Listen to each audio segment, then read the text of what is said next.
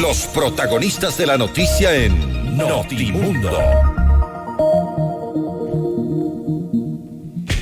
A esta hora está con nosotros el economista Pablo Arosemena, expresidente de la Cámara de Comercio de Guayaquil. Economista Arosemena, bienvenido a Notimundo Estelar. Le saluda desde Quito Freddy Paredes. Buenas noches. Freddy, buenas noches. Gracias por la invitación. Encantado de participar. Gracias por su tiempo. Quisiéramos conocer cuál es su evaluación del debate presidencial desde la perspectiva económica, productiva, que es la materia en la que usted ha militado más activamente.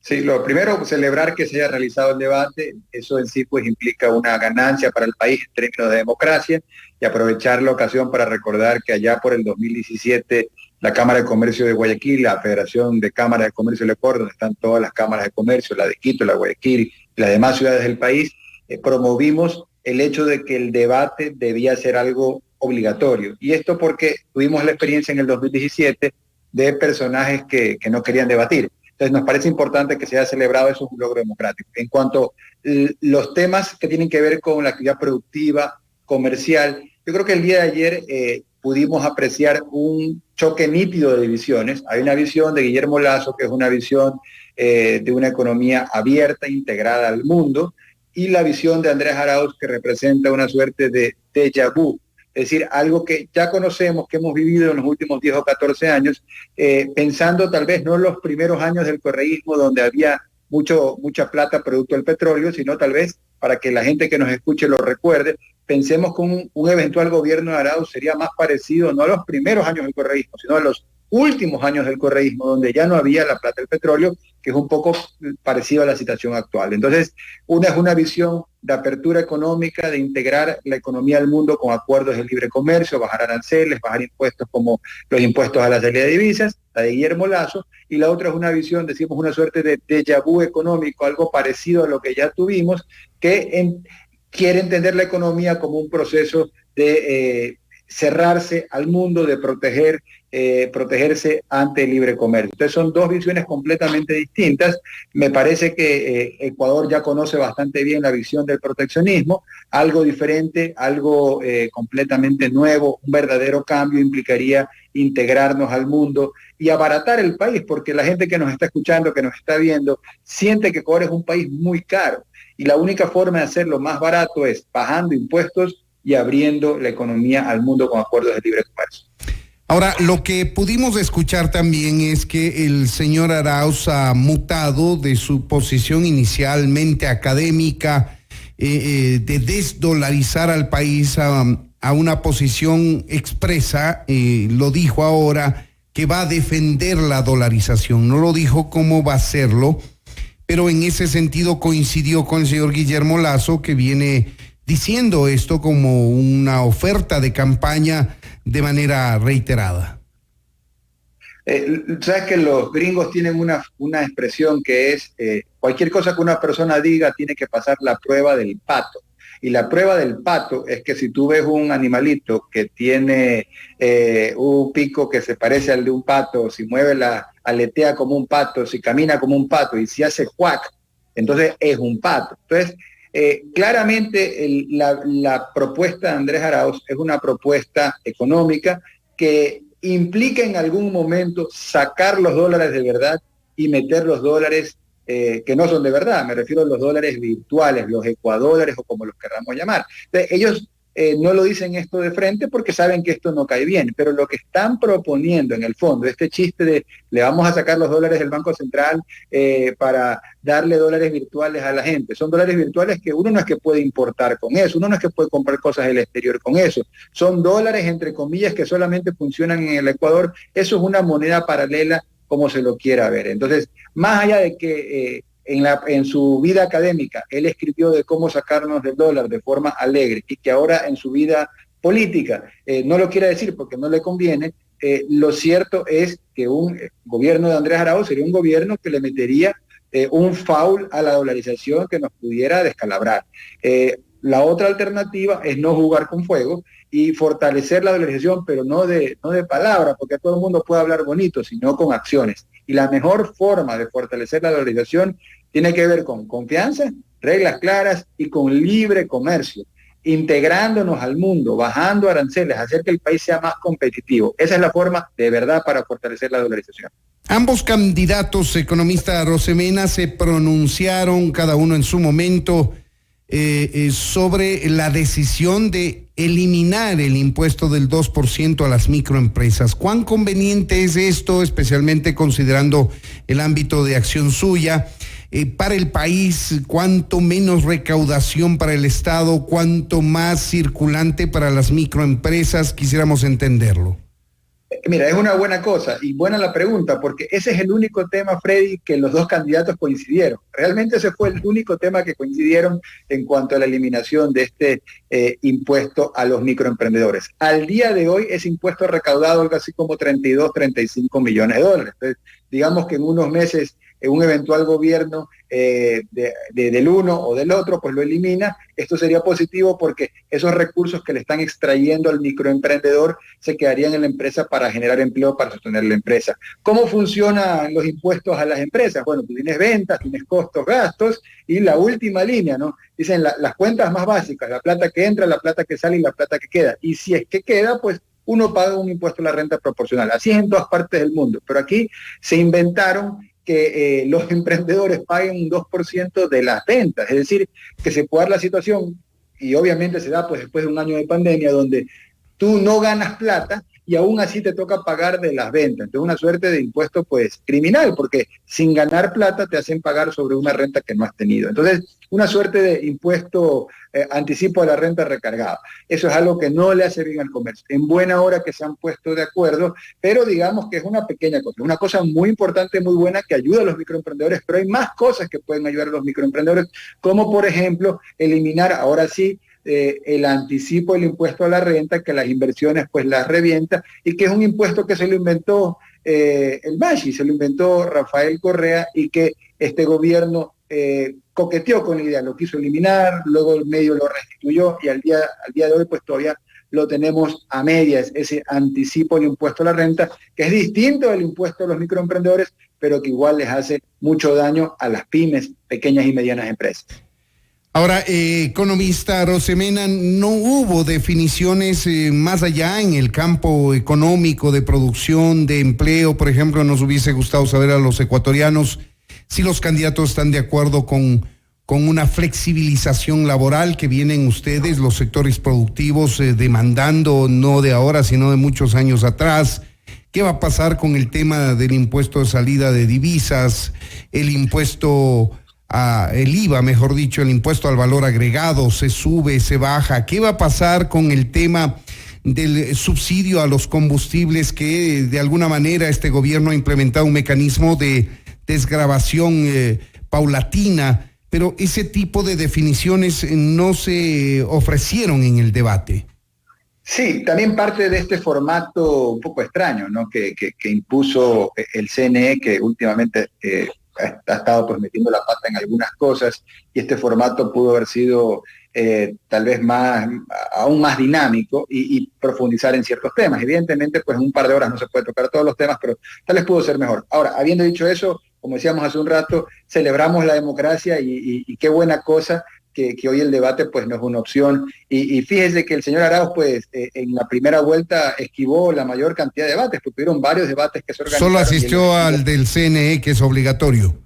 Estaba con el revólver en la que, digamos, solamente cuando perdía, pues, o sea, se corría el riesgo de que los descalifiquen. Pero bueno, en todo caso, sobre lo que tú planteas, era lo siguiente: en el ámbito laboral, ¿qué es lo que espera el sector productivo? Y por sector productivo pensemos el pequeño, el mediano, el grande, el más grande. O sea, todo emprendedor, empresario, lo que quiere es que se le haga más fácil contratar. Nadie contrata para despedir, todo el mundo contrata para hacer crecer su empresa. Y el hecho de contratar implica capacitar, y eso cuesta tiempo, cuesta dinero. Entonces, todo emprendedor quiere contratar, quiere hacer crecer. Pero ¿qué pasa? Que ahora es muy difícil, muy costoso contratar. Las leyes laborales son como un caballo de Troya, que por fuera está bonito el juguete, pero por dentro lo que viene es un problema donde al emprendedor la rigidez laboral lo puede quebrar muchas veces. De hecho, de acuerdo al índice de competitividad global del Foro Económico Mundial, Ecuador está entre los 5 países, no mejores, sino peores del mundo en cuanto a rigidez laboral. Uno de los países que solamente está al ambiente con los países africanos. Entonces, si bien el debate no se habló mucho de eso, en los planes de gobierno que son públicos, uno sí puede ver donde Guillermo Lasso te propone un esquema de mayor facilidad para contratar. Él te habla de mantener el código laboral vigente tal como está, pero tener una suerte de nuevo contrato social, nuevo contrato laboral. Una coexistencia de normativa laboral, digamos. Correcto, que facilite y sobre todo pensando en lo nuevo, digamos, lo que ya está, ya está. Pero pensando en lo nuevo, sobre todo un país que tienes, Freddy, casi 5 millones de personas que están desempleadas, desempleo puro y duro, subempleo o en cualquier caso en la informalidad. Yo alguna vez he dicho que para visualizarlo, porque a veces los números, uno de alguna manera habla de números y no se da cuenta que están personas detrás de esos números. La fila de la persona que busca empleo en el Ecuador, figurativamente hablando, es tan grande que llegaría del Carchi al Macará y le daría la vuelta al Ecuador 5 veces. O sea, una distancia de 902, 903 kilómetros según Google Maps, y 5 millones de personas, una al lado de otra, le da la vuelta al Ecuador 5 veces. Entonces, es un drama que estaba antes de la pandemia. 6 de cada 10 ecuatorianos no tenían empleo formal. Después de la pandemia, o dentro, porque todavía no salimos, 7 de cada 10. Entonces se ha deteriorado más. En el plan de gobierno de Lasso está esta suerte de nuevas modalidades de contratación para hacer más fácil contratar. En las alternativas del señor Arauz es esa suerte de déjà vu. O sea, es más de lo que ya hubo antes, que es ponernos con mayores ideas laborales. Luego, en el tema de impuestos que mencionas, Lasso pues ha notarizado, es decir, se la ha jugado, ha dejado firmado ante el notario público los impuestos que él va a bajar, como por ejemplo el impuesto a la salida de divisas, aranceles y otros impuestos que realmente no le aportan mucho al gobierno, pero son una gran traba para el comercio. Por el lado de Andrés Arauz, él ha escrito que él subiría el impuesto a la salida de divisas hasta el 27% si fuera necesario, en lo que él entiende que es poner una suerte de cuarentena de los dólares. La palabra cuarentena de dólares no me la he inventado yo, está literalmente escrita en el plan de gobierno entregado por Andrés Arauz al CNE, cuarentena de dólares. Entonces, no entiendo qué quiere decir eso más allá de acercar los dólares. Y por último, en el tema de los subsidios, a ver, esa es una de las cosas que tal vez no es muy popular, pero resulta que Ecuador pues es un país que tiene un gobierno débil, que ha tratado de hacer unas cuantas cosas sensatas. Creo que logró una importante en términos de democracia, que fue la consulta que permitió que la mayoría del pueblo se pronuncie y se elimine esa salvajada que era la reelección indefinida. Y luego han habido buenas intenciones en cuanto a querer algo hacer en la economía, pero que ha sido acompañado de mal timing, de cero liderazgo, y entonces pues tenemos el desastre que tenemos. En cualquier caso, en los subsidios, de lo que entiendo, los candidatos han dicho de que no tocarían pues subsidios al gas, subsidios al diésel para la transportación pública y digamos los subsidios esenciales. Pero más allá de eso, que tal vez es popularmente bien recibido, en algún momento más temprano que tarde el Ecuador va a tener que cuadrar las cuentas, porque si no, pues vamos a seguir teniendo este Estado obeso, porque el Estado no ha dejado de ser obeso. Tal vez la gente ahorita lo siente menos, pero el Estado sigue siendo obeso y la gente se empieza a dar cuenta que el peso de ese Estado obeso recae justamente sobre nuestros hombros. Ahora, economista Arosemena, ¿usted cree que los candidatos pudieron hablarles a los electores que no votaron por ellos? Según los analistas políticos, esta es una oportunidad importante para aglutinar a sectores que estaban por fuera de ambos candidatos, por cierto, para conseguir el voto, por ejemplo, de Yacu Pérez o del señor Javier Hervas, que son los que le siguieron en intención de voto. Sí, yo te diría que los votos no tienen propiedad, digamos. No son endosables.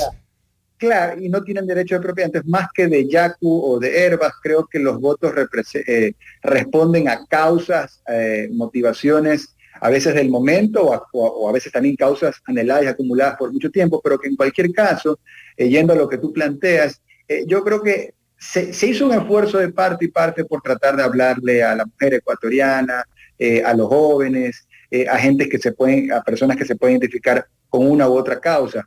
Lo que pasa es que no, digamos, los candidatos, el uno de la izquierda, digamos, y el otro de derecha, como para simplificar, buscan ese centro, pero es que no es que hay un centro, ¿no? Hay un artículo muy bueno hoy día de Simón Pachano, en un diario importante de la ciudad, donde él dice, hay varios centros, en el sentido de que el centro está pues en retazos de nichos, de distintos temas. Pienso que tanto el debate como la comunicación de la campaña está tratando justamente de hablarle a esos nichos. Lo interesante aquí, Freddy, es quién tiene la credibilidad, porque, a ver, o sea, cuando una persona está tratando de enamorar a otra persona, ya sea en el mundo de los negocios, que estás tratando de persuadir comercialmente a un prospecto, a un cliente, en el mundo, en la vida práctica, cuando un hombre enamora a una mujer enamora a un hombre, bueno, cuando un pretendiente de ser el gobernante, presidente de la República, trata de enamorar a su electorado, de alguna manera, pues, dice cosas en las que cree, pero también de alguna manera amplifican su visión para tratar de generar pues esa sintonía con la mayor cantidad de gente. O sea, ahí lo importante es hacer la prueba del pato, como decíamos hace un rato, ¿no? Ver qué es lo que ha hecho en su vida,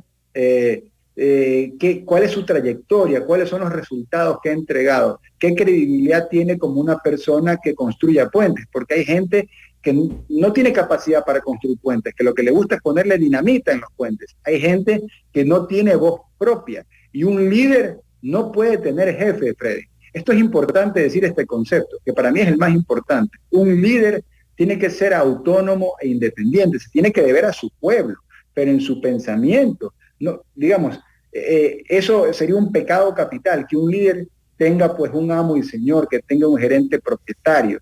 Y esa es una preocupación que mucha gente tiene con respecto a Andrés Arauz, que no se lo ve como una persona autónoma e independiente, de pensamiento, palabra, obra y las cosas que hace. Se lo ve como una persona que es muy dependiente, para bien o para mal, de lo que el hígado de su rector así lo determine. Entonces, eso es algo que los ecuatorianos tenemos que tener muy en cuenta, sobre todo los indecisos, pensar cuál es la credibilidad que tiene cada persona, qué es lo que los candidatos, más allá de lo que el día de ayer han dicho, qué es lo que ellos han hecho en su vida, qué han logrado en su vida, cuántas soluciones han logrado. Creo que es clave de aquí hasta el 11 de abril para pensar bien y votar mejor. Este es el punto de vista del economista Pablo Arosemena, expresidente de la Cámara de Comercio, dándonos a conocer su evaluación del debate presidencial de anoche. Economista Arosemena, muchas gracias por habernos acompañado.